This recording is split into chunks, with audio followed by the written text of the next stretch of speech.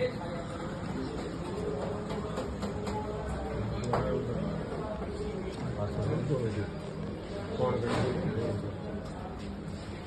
થઈ ગયા. અહીંયા કન્ફર્મ આવી ગયું. તમારા રેશન કાર્ડમાં જેટલા નામ હશે ને બધા નામ અહીંયા દેખાડશે તમને. એમાંથી તમારા નામ ઉપર ક્લિક કરવાનું. આમાં તમારું નામ કયું? બરાબર આવી ગયું. આગળ આપો.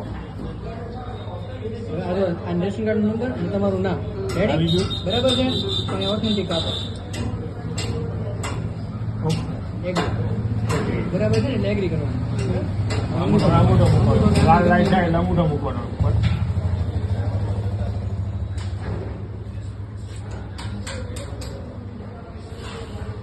આવી ગયો લઈ થઈ ગયું.